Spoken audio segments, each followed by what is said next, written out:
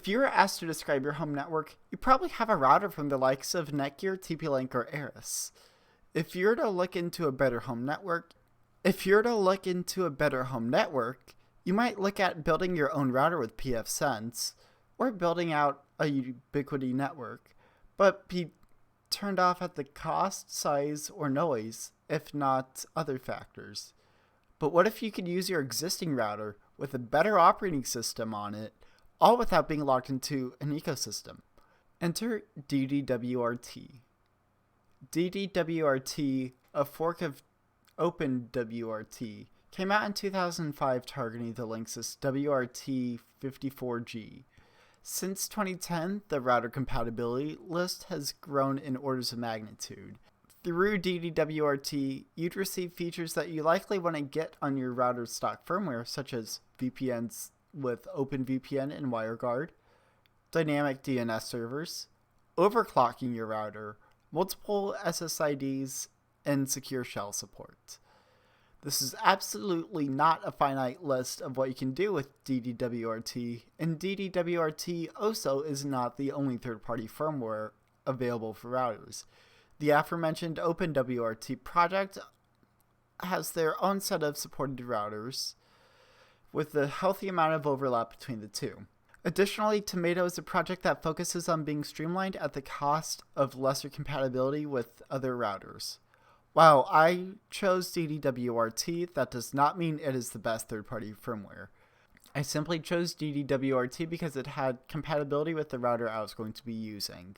Depending on who you ask, OpenWRT is considered to be the best, but honestly it trades blows with DD-WRT as well. I installed DD-WRT on the Netgear R7000P.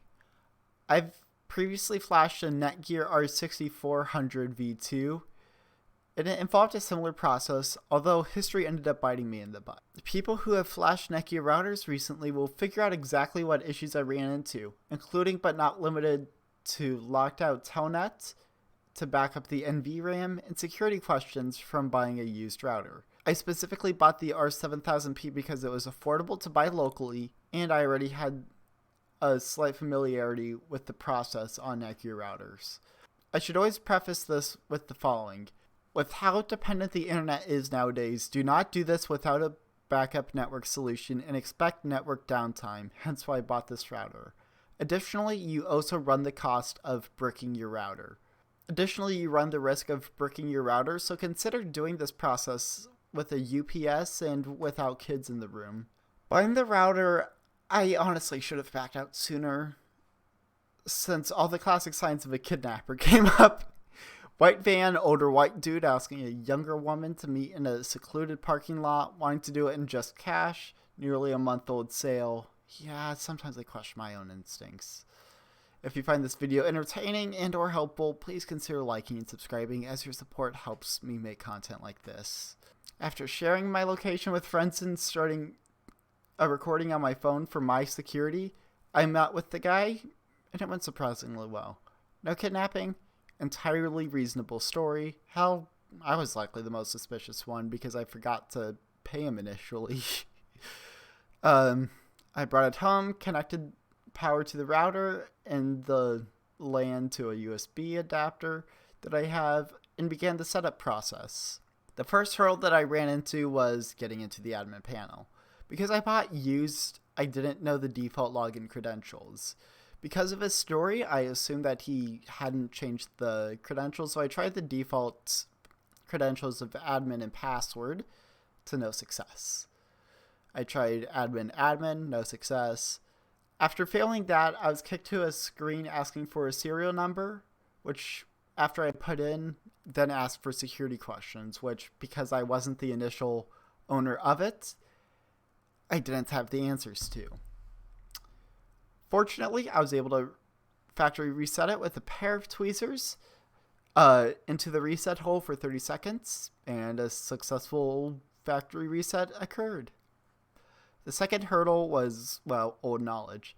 I tried to access the debug panel to enable Telnet and to back up the NVRAM. The issue with that, Netgear removed it for security questions.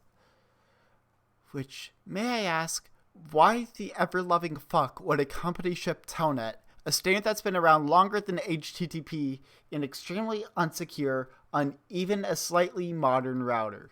I've used versions of Linux from the early to mid 2000s that shipped with SSH support, and that install was considered recent by modern day standards.